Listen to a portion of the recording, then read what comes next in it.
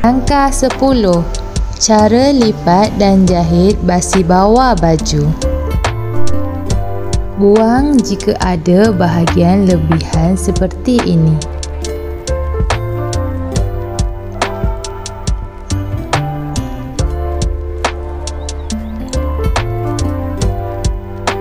Kemudian tanda basi 2 inci.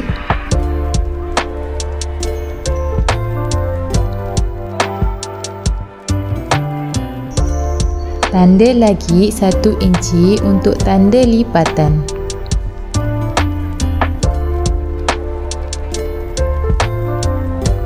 Kemudian sabunkan.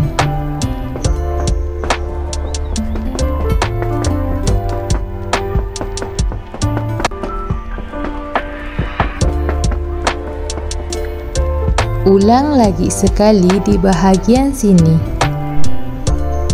Lipat dan ain bahagian basi.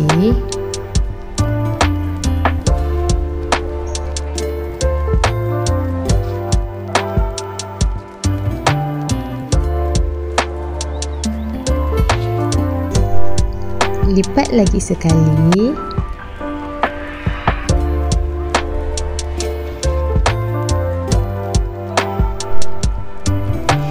Kemudian buat cara yang sama pada bahagian satu lagi.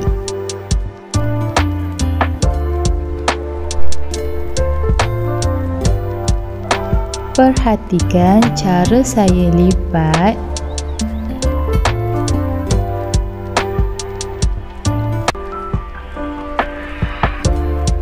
Saya ulang lagi sekali.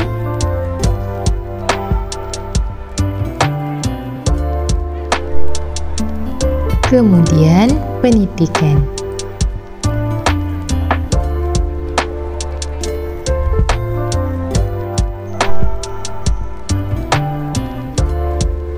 Buat lagi sekali di bahagian sebelah.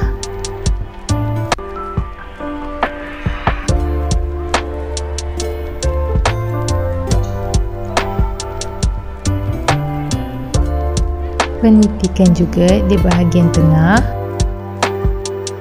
Dan ulang cara yang sama di bahagian satu lagi. Kemudian jahit setepi.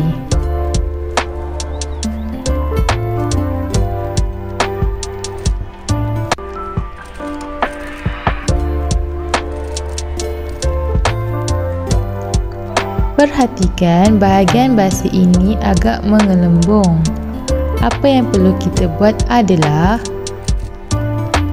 tarik bahagian bawah dan tolak bahagian atas.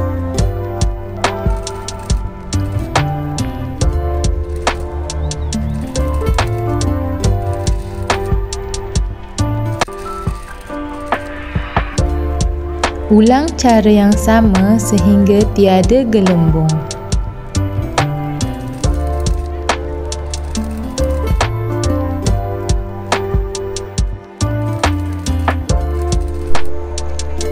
Angkat tapak dan urut-urut juga boleh menghilangkan gelembung.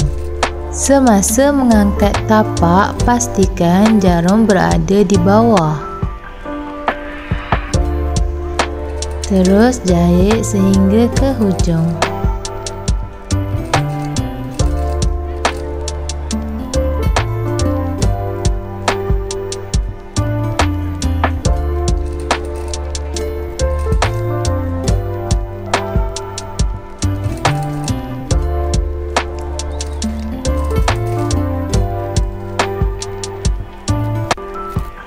Ulang cara yang sama pada bahagian satu lagi.